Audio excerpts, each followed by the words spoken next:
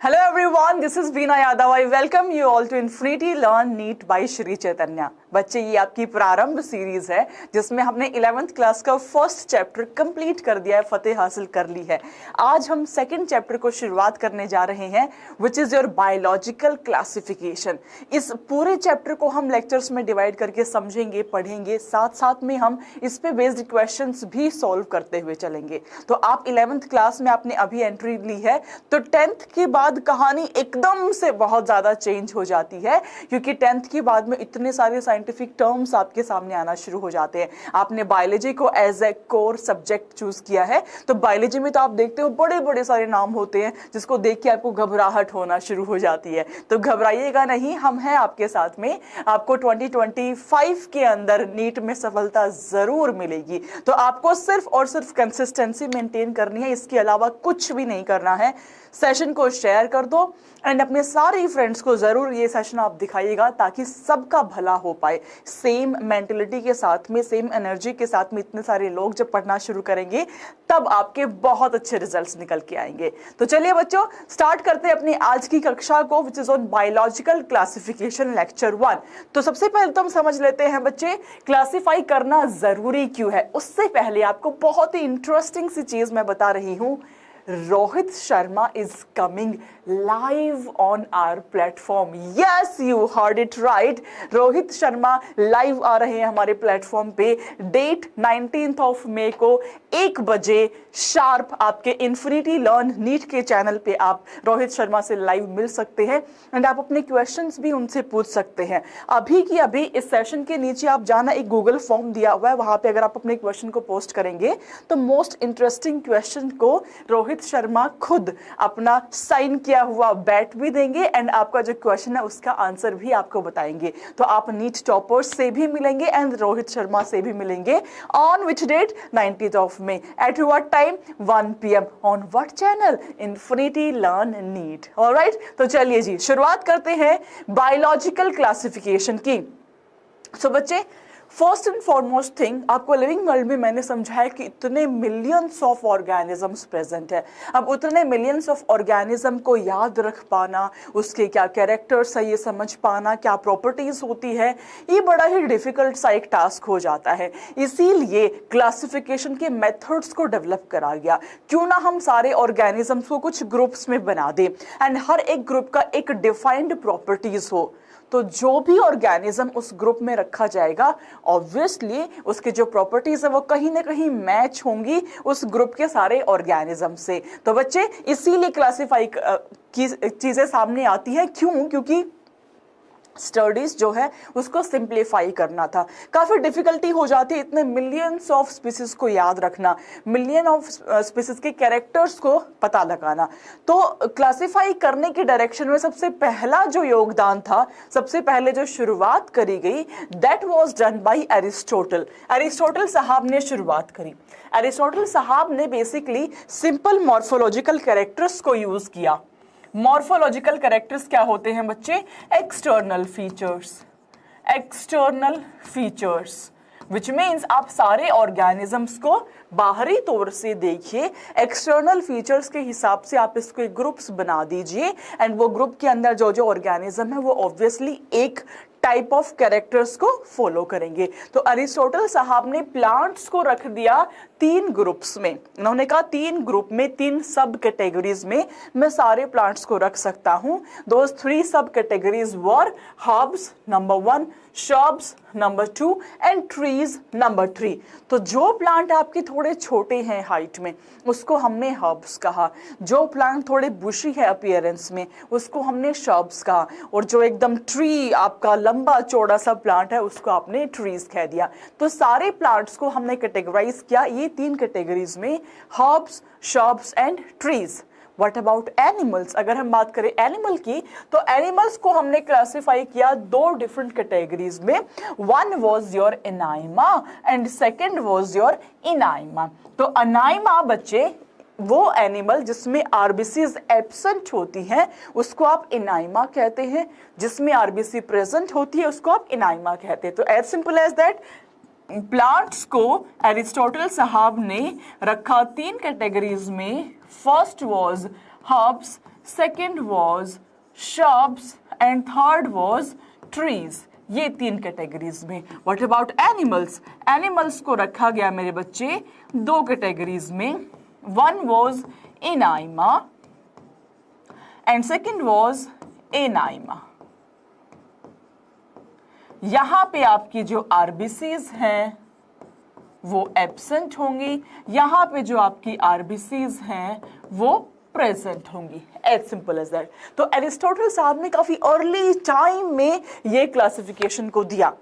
अब आप देखिए जैसे जैसे टाइम निकलता जाता है वैसे वैसे कुछ बेहतर चीजें आपके सामने आती जाती है। मतलब जो सिस्टम यूज करे गए थे, जो क्राइटेरियाज यूज करे गए थे, इससे बेहतर क्राइटेरियाज आपके सामने आते चले जाते हैं। प्रॉब्लम्स कुछ आई, वो प्रॉब्लम का सोल्यूशन निकालते हुए बेटर क्लासिफिकेशन सिस्टम्स डेवलप होते चले गए। तो एरिस्टोटल के बाद में जो जद्दोजहद करी, एरिस्टोटल के बाद में जो एक सिस्टम सामने आया, that was your two kingdom classification system. Two kingdom classification system was given by Carolus Linnaeus. Linnaeus साहब ने इस सिस्टम को दिया। लिनायस साहब ने कहा कि भाई सारे ऑर्गेनिजम्स को मैं 2 कैटेगरीज में रखता हूं। One is Plantae, second is Animalia. जो एक ही प्लेस पे रहते हैं, फोटोसिंथेसाइज करते हैं, उसको मैंने प्लांटी में डाल दिया। जो घूम फिर सकते हैं, खाना अपना बाहर से खाते हैं, उसको मैंने एनिमिलिया में डाल दिया। अब जैसे कि आपका बैक्टीरिया है, फोटोसिंथेसाइज कर पा रहा है, उसको मैंने प्लांटी में रख दिया। ठीक है, जैसे आपका ब्रायोफाइट्स है, जैसे आपकी एल्गी है, उसको मैंने प्लांटी में रख दिया। तो मेरे पास सिंपल क्राइटेरियाज थे जिसपे बेस्ड मैंने सारे ऑर्गेनिजम्स को ये 2 कैटेगरीज में डिवाइड कर दिया। प्रपोज किया लिनायस साहब ने, क्या क्या क्राइटेरियाज को रखा for classification. Number 1 is cell wall. उस ऑर्गेनिज्म के अंदर सेल वॉल प्रेजेंट है या नहीं है। अगर तो सेल वॉल प्रेजेंट है, मेजरली सेल्यूलोज की हम यहाँ पे बात कर रहे हैं, उसको प्लांट में रख दिया। अब देखिएगा सेल वॉल तो सेल्यूलोज की बनी है प्लांट में, but we have fungi also, जिसमें सेल वॉल काइटिन की मिलकर बनी होती है। तो उस फंजाई को भी मैंने यहाँ पे प्लांटी में ही रख दिया। क्यों? क्योंकि क्राइटेरिया ये है कि cell wall has to be present, right? तो इसलिए मैंने इसको प्लांटी में रखा। Now the second criteria my dear kids is locomotion. वो मूव कर पाते हैं या नहीं कर पाते हैं। सो बेस्ड अपॉन दिस मैंने प्लांटी एंड एनिमिलिया में रख दिया। Number 3 mode of nutrition. अगर अपना फूड स्वयं बना रहे हैं, which means if they are autotrophic, so that would be planty. If they are heterotropic, they are animalia. Response to external stimuli was the 4th criteria and presence of contractile vacuole was the 5th criteria. तो ये 5 criterias के basis पे मैंने सारे organisms को Plantae and animalia में डाल दिया। अब इससे काफी प्रॉब्लम्स आई। क्या क्या प्रॉब्लम्स आई जी? कुछ ऐसे जैसे बैक्टीरिया है, फंजाई है, सेल वॉल प्रेजेंट है। So merely because of presence of cell wall we can not call it plant. हम इसको प्लांट तो नहीं बुला सकते हैं, बट ये मेथड तो यही बोल रहा है। तो इस मेथड की बहुत सारे ड्रॉबैक्स थे, बहुत सारे प्रॉब्लम्स थे। क्या क्या ड्रॉबैक्स थे बच्चे? अगर मैं बात करूं ड्रॉबैक्स की, तो plant include your Plantae will include bacteria, your algae, your fungi, your bryos, pteridos, gymnos, angios, ये सब के सब को प्लांट के अंदर ही रखा गया।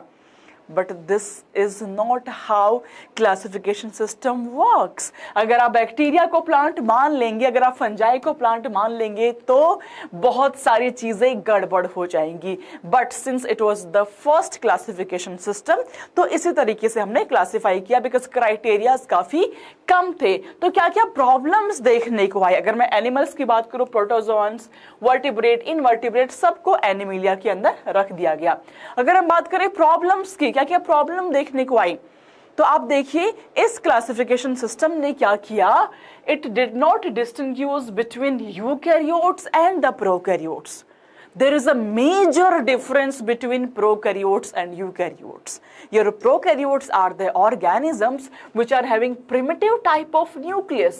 यहाँ पे आपका primitive type of nucleus पाया जाता है। What is primitive? मतलब जो पहले के जैसा था, जहाँ पे double membrane bound organelles absent होती है, जहाँ पे nucleoid present होता है, उसको आप primitive type of nucleus कहते हैं, that is presented to the prokaryotes. Whereas your eukaryotes Eukaryotes are having advanced type of nucleus. We are having double membrane bound organelles. We are having two membranes of nuclear membrane. तो आपका eukaryote is having advanced type of nucleus. Advanced nucleus in case of eukaryote. But this system was unable to differentiate between these two. आपका bacteria which is prokaryote, that was also put under the same category which is plantae, जो कि आपका eukaryote है. दूसरा difference देख लेते हैं बच्चे. Second difference was this system was unable to differentiate between your unicellular and multicellular organism. भाई दोनों में बहुत मेजर डिफरेंस होता है. यूनिसेलुलर ऑर्गेनिज्म ऐसे ऑर्गेनिज्म है जो एक सिंगल सेल से मिलके बने हैं. एक single cell is responsible to do every function of the body, be it respiration, be it reproduction, be it excretion. Every function has been performed by a single cell. That's why they are unicellular. Whereas we are having multicellular, जहाँ पे work का division किया हुआ है, बंटवारा किया हुआ है. कुछ सेल्स का काम है रेस्पिरेशन में पार्टिसिपेट करना, कुछ सेल्स का काम है एक्सक्रीशन में पार्टिसिपेट करना, कुछ सेल्स जो है वो सर्कुलेशन में पार्टिसिपेट कर रही है. सो मल्टी के अंदर there is division of labour and every cell is destined to perform a specific function. So there is a major difference between these two organism and this system was unable to cater that. Next one is the system was unable to differentiate between photosynthetic and non-photosynthetic organisms. Green algae को भी वहीं पे रख दिया और ऐसा organism जो कि फोटोसिंथेसाइज नहीं कर पा रहा विच इज फंजाई, उसको भी सेम सिस्टम में ही रख दिया. So this should not be accepted at all. तो फोटोसिंथेटिक एंड नॉन फोटोसिंथेटिक दोनों को एक ही ग्रुप में हमने रख दिया. This should not be accepted. When there is a problem there comes the solution. जब भी प्रॉब्लम आती है साइंटिफिक वर्ल्ड में, सॉल्यूशन भी वो साथ में लेकर के आती है. तो ये इतनी सारी प्रॉब्लम हमने गिनाई तो सॉल्यूशन साथ में लेकर के आया गया which was 3 kingdom classification system. This was given by Hückel. Hückel sir ने कहा चलिए जी हमने देख लिया बहुत सारे प्रॉब्लम्स हैं 2 किंगडम के साथ में, तो what if I propose one more kingdom which is your protista. What if Plantae and Animalia के साथ में एक और किंगडम हो जिसको कि हम प्रोटिस्टा कह देते हैं. इस प्रोटिस्टा के अंदर wide variety of unicellular organisms को रखा गया जो कि मोस्टली एक्वेटिक यूकैरियोट्स थे, जो कि आपके यूकैरियोट्स थे.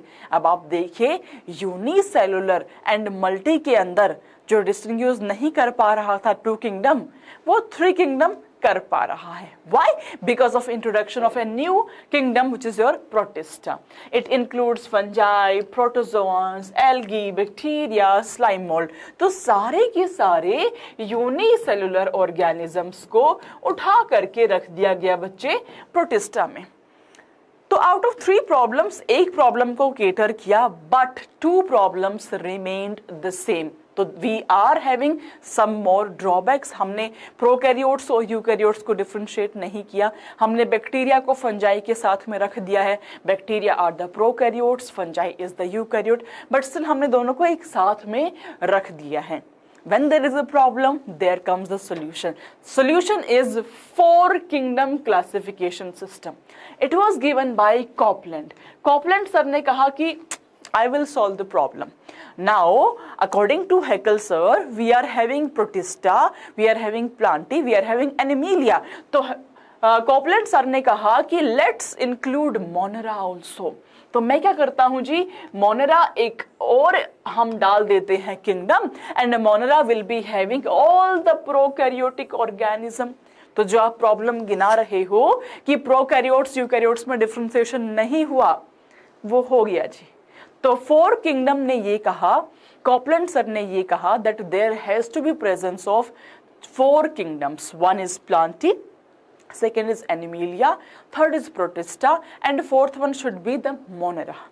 monera के अंदर exclusively सारे prokaryotes हैं प्रोटिस्टा के अंदर यूनिसेलुलर यूकैरियोट्स प्रेजेंट है, प्लांटी में प्लांट्स, एनिमिलिया में एनिमल प्रेजेंट है, as simple as that, right. चलिए जी, तो अब कॉपलैंड साहब के बाद भी, इस सिस्टम के बाद भी एक कहानी सामने ये आई कि यार फंजाई को कहाँ रखा जाए, फंजाई को कहाँ रखा जाए। फंजाई में ऑल टुगेदर डिफरेंट प्रॉपर्टीज होती है। फंजाई पहली बात हेटेरोट्रॉपिक है, ये यूकैरियोटिक है। इसके अंदर हेटेरोट्रॉपिक में भी अब्जॉर्प्शन मोड पाया जाता है। इसके अंदर हाइफे प्रेजेंट है जो डिस्टेंट प्लेसेस पे जा करके अब्जॉर्ब करके लेके आते हैं मिनरल्स को।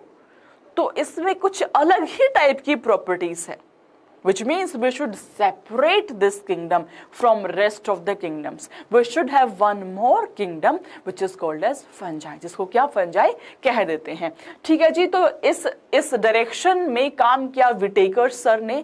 विटेकर सर ने कहा कि we should have presence of 5 kingdom। Whittaker साहब का जो सिस्टम है which is a 5 kingdom classification system, it was worldwide accepted। बहुत लंबे समय तक इसको एक्सेप्ट करके रखा गया। क्यों? क्योंकि इन्होंने सारी प्रॉब्लम्स का निवारण कर दिया। इन्होंने कहा वी आर हैविंग 5 किंगडम्स। पहला किंगडम मेरा मोनेरा हो जाता है जिसमें एक्सक्लूसिवली सारे के सारे प्रोकैरियोट्स हैं। Every prokaryote will be put under category of Monera, सारे प्रोकैरियोट्स। दूसरा मेरा प्रोटिस्टा हो जाता है जिसमें मैंने सारे यूनिसेलुलर यूकैरियोट्स को रख दिया। ठीक है। तीसरा मेरा फंजाई हो जाता है, तो जिसका अब्जॉर्प्टिव मोड ऑफ न्यूट्रिशन है, जो यूकैरियोटिक है, उसको मैंने फंजाई में रख दिया। Then we have plantae and animalia. तो आपके विटेकर साहब ने 5 किंगडम क्लासिफिकेशन सिस्टम को दिया बच्चे, which says we are having number 1 Monera, which is having exclusively prokaryotes. We are having number 2 Protista, which is having exclusively unicellular eukaryotes। सिर्फ और सिर्फ आपके यूनिसेलुलर यूकैरियोट्स पाए जाते हैं। Number 3 we are having animalia, we are having number 4 fungi and number 5 is your plantae, जिसमें तीनों में आपके यूकैरियोट्स पाए जाते हैं। तो this was given into your 5 kingdom classification system. Now ये बहुत लंबे समय तक एक्सेप्ट किया गया इस सिस्टम को। अब जो 5 आपके किंगडम हैं उनको डिफरेंशिएट करने के लिए मेन क्राइटेरियाज आते हैं। क्लासिफाई करने के लिए कुछ मेन क्राइटेरियाज को चूज करा गया। भाई मैं अपने हर क्लास में ये सेम बात जरूर बताती हूँ कि मेरे बच्चों, जो आपके क्लासिफिकेशन सिस्टम के क्राइटेरियाज हैं एंड जो 5 किंगडम की प्रॉपर्टीज है, there is a difference between these two. इन दोनों में मेजर डिफरेंस है। क्राइटेरियाज का मतलब ये हुआ कि इस क्राइटेरिया के बेस पे आपने ऑर्गेनिजम्स को मोनेरा में, प्रोटिस्टा में, प्लांटी में रखा। एंड कैरेक्टर्स में डिफरेंस का मतलब ये होता है कि आप कुछ कैरेक्टर्स के बेसिस पे डिफरेंशिएट कर रहे हैं कि इन 5 के अंदर सेल वॉल प्रेजेंट है या नहीं है, बॉडी ऑर्गेनाइजेशन प्रोकैरियोटिक है या यूकैरियोटिक है, ये आपके मोड ऑफ न्यूट्रिशन में ऑटोट्रॉपिक आता है या हेटेरोट्रॉपिक आता है। So there is a difference between main criterias. तो जो मेन क्राइटेरियाज को चूज करा गया बच्चे, वो आपके कुछ इस प्रकार है। Number 1 is your cell structure, number 2 is your thallus organization, number 3 is mode of nutrition, number 4 is reproduction and number 5 is your phylogenetic relationship। आप लोग कंफ्यूज हो जाते हैं, इसीलिए प्रीवियस ईयर क्वेश्चन में आपसे पूछा गया था अबाउट द मेन क्राइटेरिया। आपसे पूछ लिया गया था क्वेश्चन में which one is not the main criteria for 5 kingdom classification system। और उस नोट के अंदर सारे बच्चे रिप्रोडक्शन आंसर करके आ गए थे, but actually reproduction is the main criteria for classification system. तो भाई देखो, अगर मैं डिटेल में बताऊं तो सेल स्ट्रक्चर का मतलब तो यही हुआ कि जो सेल है वो आपकी प्रोकैरियोटिक है या आपकी यूकैरियोटिक है। थैलेस ऑर्गेनाइजेशन का मतलब यही हुआ कि सेल आपकी यूनी है या आपकी मल्टी सेलुलर सेल्स है।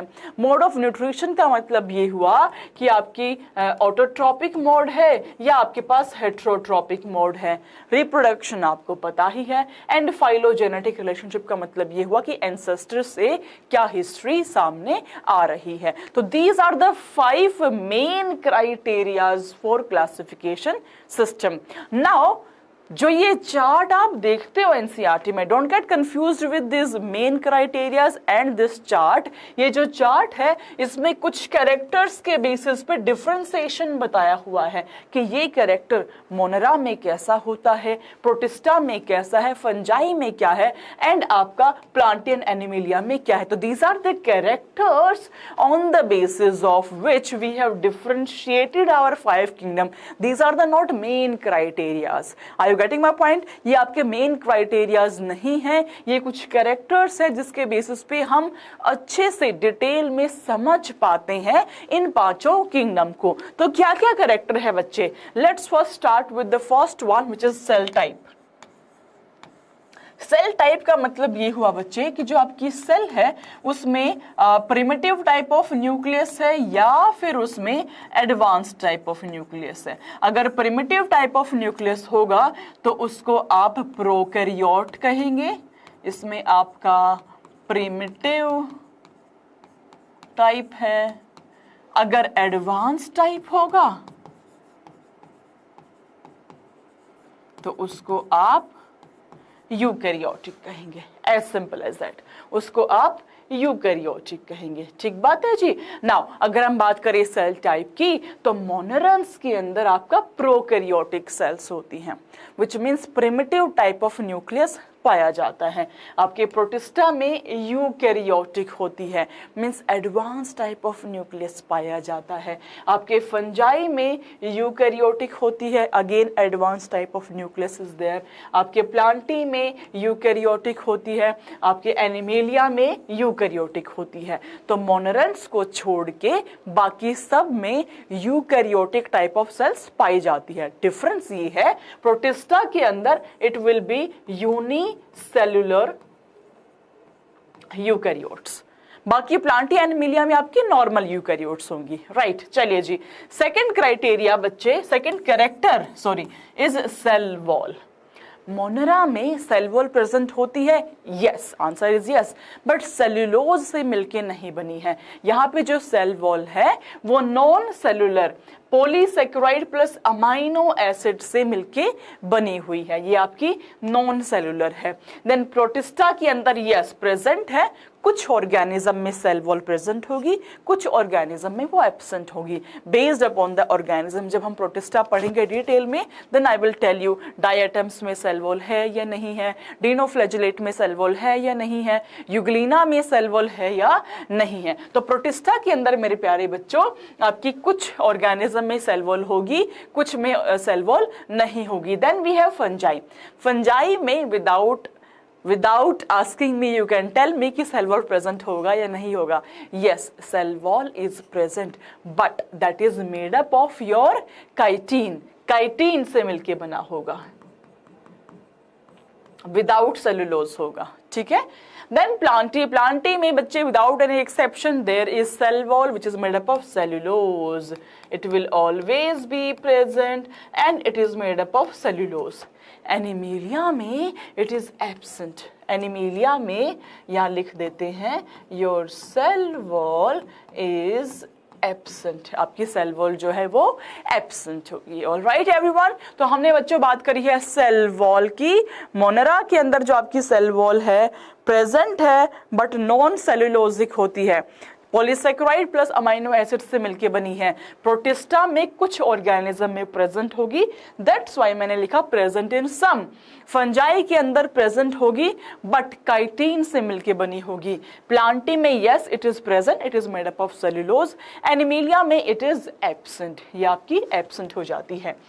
Then comes third character which is nuclear membrane. Nuclear membrane, जो प्रोकैरियोटिक ऑर्गेनिज्म है वहां पे आपकी न्यूक्लियर मेम्ब्रेन एब्सेंट होगी। जो यूकैरियोटिक है वहां पे आपकी न्यूक्लियर मेम्ब्रेन प्रेजेंट होगी। तो मोनेरा में nuclear membrane is absent, protista में इट इज प्रेजेंट, फंजाई में इट इज प्रेजेंट, यहाँ प्रेजेंट, यहाँ प्रेजेंट, बिकॉज ये तीनों चारों आपके यूकैरियोटिक है, ये अकेला आपका प्रोकैरियोटिक है। Then fourth is body organisation. Body organisation, Monera में सिर्फ सेल्स होंगी, there is no tissues which are present.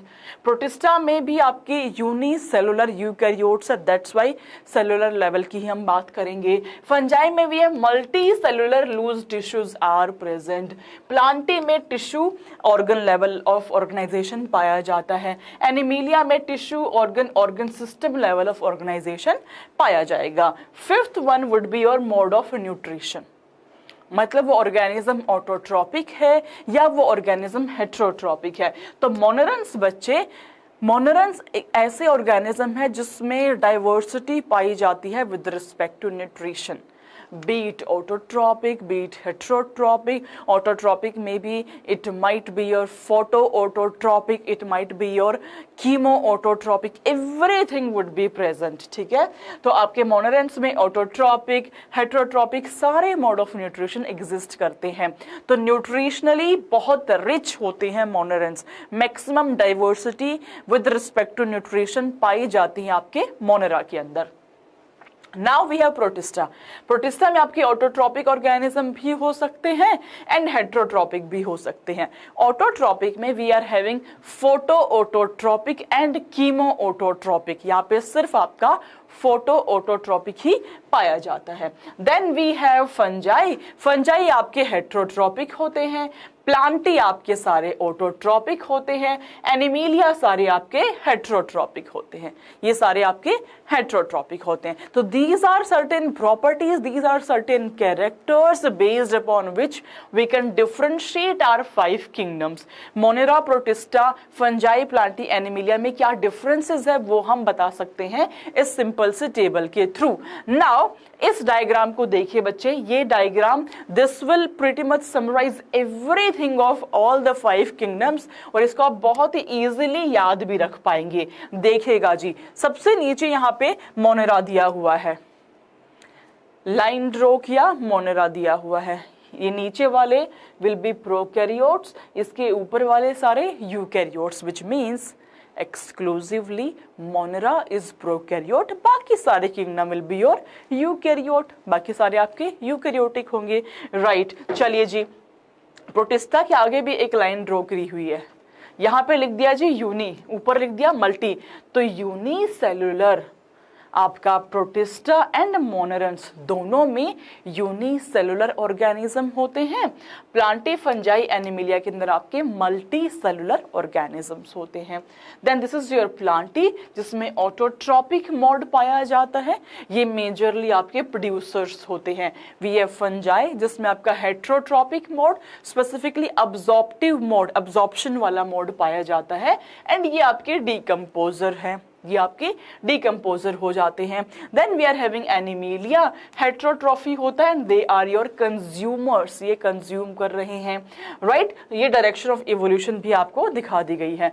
तो कॉम्प्लेक्सिटी ऑफ सेल के हिसाब से मोनेरन्स आपके एक्सक्लूसिवली प्रोकैरियोट्स है, बाकी सारे किंगडम आपके यूकैरियोट्स है। कॉम्प्लेक्सिटी ऑफ ऑर्गेनिज्म के हिसाब से आपके मोनेरा एंड प्रोटिस्टा यूनिसेलुलर है, बाकी सारे आपके मल्टी सेलुलर होंगे।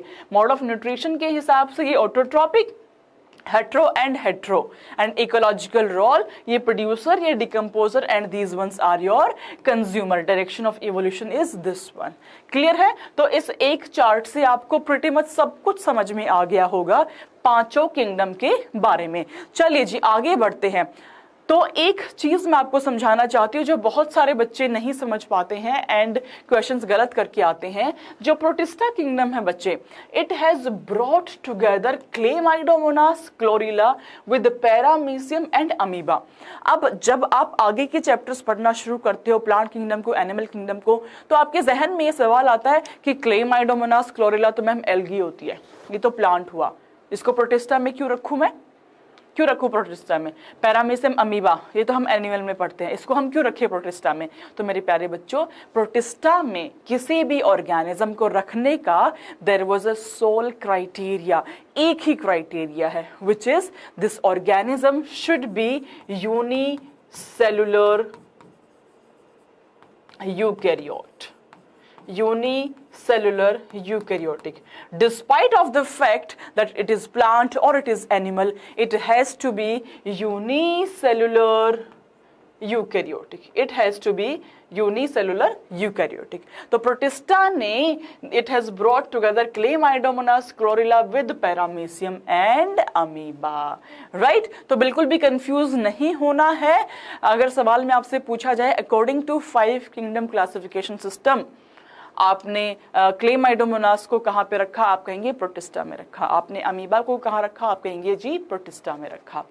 Moving on to, there was one more classification system which was called as 6 kingdom classification system. एक महानुभाव थे जिनका नाम है कार्ल वूज। कार्ल वूज ने कहा कि जो मोनरन्स है ना, उसके अंदर भी हमें डिफरेंशिएशन देखने को मिलता है। एक तो वो बैक्टीरिया है जो ट्रू बैक्टीरिया है, एक ऐसा बैक्टीरिया भी है जो बहुत एक्सट्रीमिटीज में सर्वाइव कर पाता है, be it extreme temperature, be it extreme salt concentration, be it high pH, ऐसी कंडीशंस में सर्वाइव कर पाता है। तो कार्ल वूज ने क्या किया, उस मोनेरन को भी डिफरेंशिएट कर दिया 2 अलग किंगडम ने। कार्ल वूज ने कहा कि मोनेरा के अंदर भी we should have eubacteria and archaebacteria. Eubacteria is the one जिसमें आपके ट्रूली बैक्टीरिया प्रेजेंट है, and archaebacteria is the one जिसमें ऐसा बैक्टीरिया है जो एक्सट्रीम कंडीशंस में पाया जाता है, एक्सट्रीम कंडीशंस में पाया जाता है, be it thermoacidophiles, be it methanogens, be it halophiles, but ये आपका एक्सट्रीमिटीज में पाया जाएगा। तो कार्ल वूज ने instead of 5 6 kingdom classification system को दिया। उस 6th किंगडम में प्रोटिस्टा, प्लांटी, एनिमिलिया, फंजाई तो वैसे की वैसे हैं, मोनेरा को डिफरेंशिएट कर दिया into you bacteria and Archie bacteria, उसको डिफरेंशिएट कर दिया यू बैक्टीरिया में एंड आर्की बैक्टीरिया में। अब कार्ल वूज को लगा यार काफी सारा ना, इतना सारा कुछ हो गया याद करने के लिए, तो ये 6 किंगडम को मैं समराइज करके 3 डोमेन्स में कन्वर्ट कर देता हूं। तो बच्चे, Archie bacteria is having absence of peptidoglycan in the cell wall and phospholipid bilayer in the membrane. Occurrence of branch chain lipid is also there. ठीक है, तो इसीलिए Archie bacteria and you bacteria को डिफरेंशिएट कर दिया गया। तो Carl whose sir ने कहा कि यार 6 किंगडम को याद रख पाना is little bit difficult, what should I do? I should sum up and summarize these 6 kingdoms into 3 domains. So based on the sequence of 16S ribosomal RNA gene, 16S ribosomal RNA gene के sequence के हिसाब से 6 kingdoms को naturally cluster कर दिया गया 3 domains में। वो क्या डोमेन थे बच्चे? First domain was your bacteria, second is your archaea and third is यूकैरिया। अब आपका प्रोटिस्टा, आपका फंजाई, आपका प्लांटी, आपका एनिमिलिया, सब के सबको हमने यूकैरिया में रख दिया। बैक्टीरिया के अंदर आपके ट्रू बैक्टीरियाज आ गए, आर्किया के अंदर आपके ऐसे बैक्टीरिया आ गए जो एक्सट्रीम कंडीशंस में सर्वाइव कर रहे हैं। यूकैरिया में आपके सारे यूकैरियोट्स आ गए, फंजाई हो, प्रोटिस्टा हो, आपका प्लांटी हो, आपका एनिमिलिया हो, सबके सबको रख दिया गया जी यूकैरिया में, राइट। तो भाई कुछ क्वेश्चन सोल्व करते हैं, उसकी मदद से हमें ज़्यादा बेटर अंडरस्टैंडिंग भी डेवलप होगी। एक सवाल आपके सामने यहाँ पे दिया गया है, domain यूकैरिया will include how many kingdoms with respect to 6 kingdom classification system। तो समझिएगा बच्चों, with respect to 6 kingdom we have 3 domains, ठीक है, आर्किया, बैक्टीरिया एंड यूकैरिया। तो यूकैरिया के अंदर नंबर 1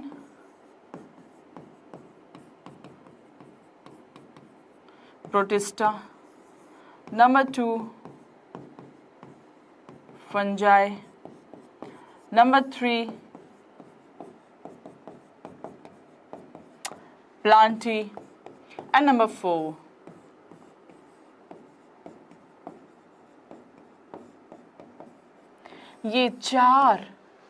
ये चार किंगडम को समअप करा गया यूकैरिया के अंदर। तो आंसर क्या हो जाएगा बच्चों? Answer would be your option number D, which is 4 kingdom, protista, fungi, plantae and Animalia.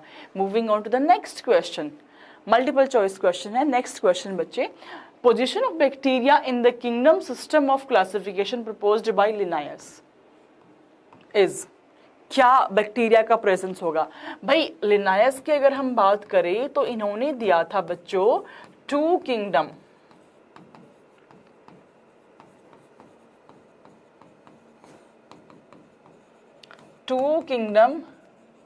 Classification system.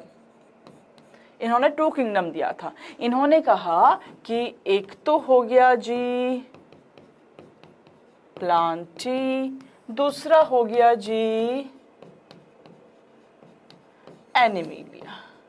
एक हो गया प्लांटी, दूसरा हो गया जी एनिमिलिया।